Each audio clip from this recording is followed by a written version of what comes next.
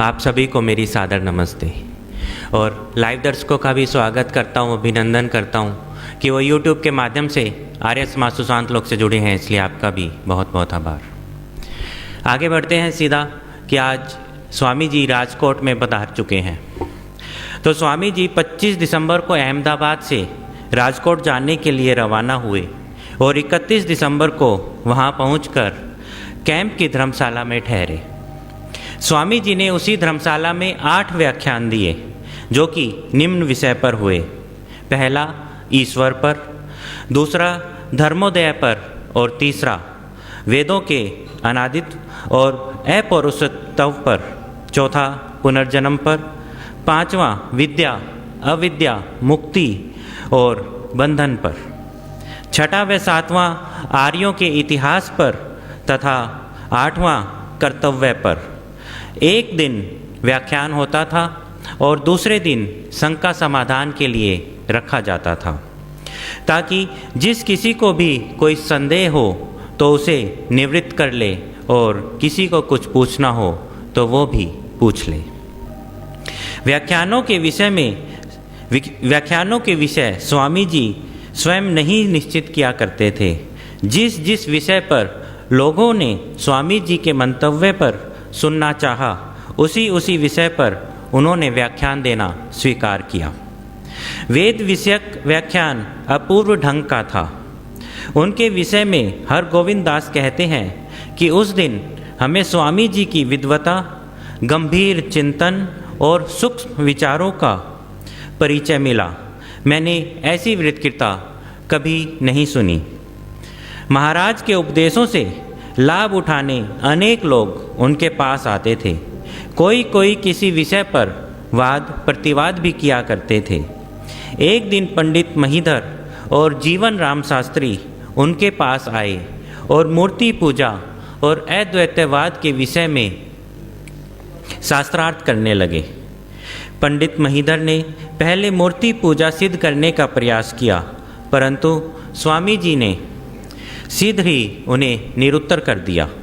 फिर उन्होंने वेदांत विषय पर बातचीत की तो स्वामी जी ने उनसे कहा कि यदि आप ब्रह्मा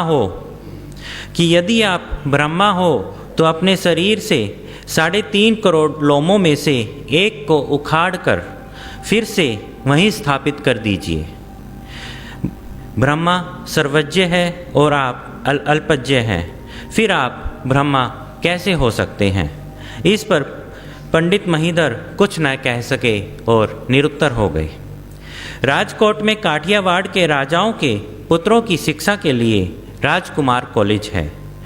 उनके छात्र स्वामी जी के व्याख्यानों को बड़ी रुचि से सुनने आया करते थे और उन्हें बहुत पसंद करते थे।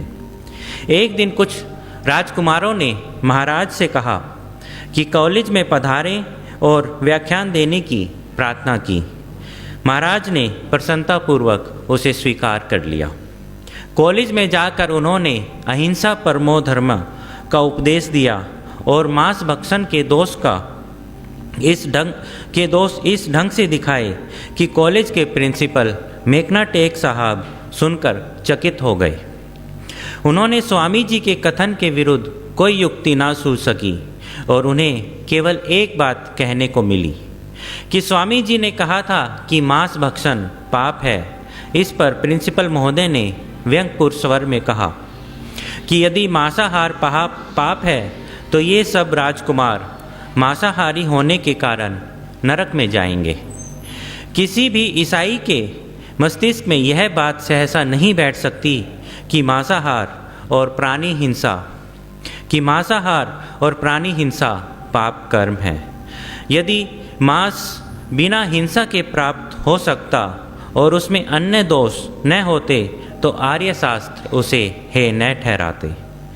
पाप तो हिंसा में है, ना कि मांसाहार में। और हिंसा भी यदि लोकहित की दृष्टि से अनिवार्य हो तो वह भी उपेक्षणीय हो जाती है।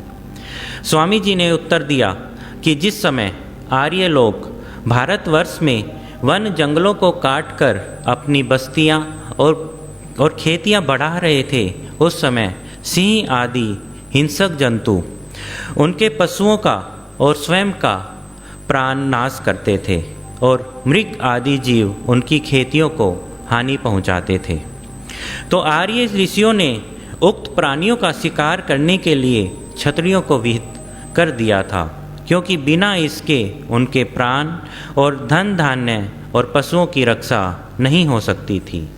जो बात कर्तव्य की होती है उसमें पाप नहीं होता। प्रिंसिपल महोदय इस उत्तर को सुनकर निरुत्तर हो गए और अवाक हो गए। वे स्वामी जी के वार्तालाप और व्याख्यान से इतने संतुष्ट हुए कि अपनी कृतज्ञता और प्रसन्नता प्रकट करने के लिए स्वामी जी के विदा होते समय उन्होंने मैक्स मूलर संपादित ऋग्वेद उनकी भेंट किया। उस समय स्वामी जी वेद संहिता की प्रामाणिकता पर ही बल देते थे और ब्राह्मण ग्रंथों की प्रामाणिकता केवल उसी अंश तक स्वीकार करते थे जहाँ तक वे वेदानुकूल सिद्ध हों। अपने व्याख्यानों में वे शतपथ ब्राह्मण के वचन बहुधा उद्धृत किया करते थे। स्वामी जी के राजकोट आने से प्राय 2 वर्ष पहले राजकोट में प्रार्थना समाज स्थापित था। वहाँ के अनेक सुशिक्षित सज्जन उनके सदस्य थे। हरगोविंद दास द्वारकादास उसके मंत्री थे। स्वामी जी के व्याख्यानों से राजकोट में घोर आंदोलन उपस्थित हो गया था। प्रार्थना समाज के सदस्य तथा अन्य शिक्षित पुरुष महाराज के उपदेशों की ओर से विलक्षण रूप से आकर्षित हो गए थे। स्वामी जी ने यह प्रस्ताव किया कि राजकोट में आर्य समाज स्थापित किया जाए और प्रार्थना समाज को ही आर्य समाज में परिणत कर दिया जाए। प्रार्थना समाज के सभी लोग इस प्रस्ताव से सहमत हो गए। वेद के निभ्रांत होने पर किसी ने कोई आपत्ति नहीं की। स्वामी जी के दीप्तिमय शरीर और तेजस्वनी वाणी का लोगों पर अयस्कांत अर्थात चुंबक जैसा प्रभाव पड़ा था। वह सबको नतमस्तक कर देता था। स्वामी जी क्षमा कीजिए, आर्य समाज स्थापित हो गया और मणिशंकर, जटाशंकर और उनकी अनुपस्थितियों में उत्तर राम, निर्भय राम प्रधान का कार्य करने के लिए और हरगोविंद दास मंत्री का कार्य करने के लिए नियत हुए। स्वामी जी ने आर्य समाज के नियम बनाए जो मुद्रित कर लिए गए।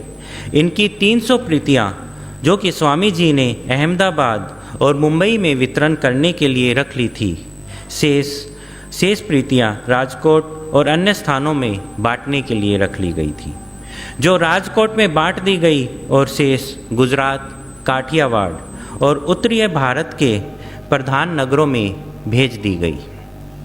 उस समय स्वामी जी की यह सम्मति थी कि प्रधान अहमदाबाद और मुंबई में रहे और आर्य समाज के साप्ताहिक अधिवेशन प्रति आदित्यवार को होने के लिए निश्चित हुए थे। आज के लिए इतना ही। आप सभी का धन्यवाद।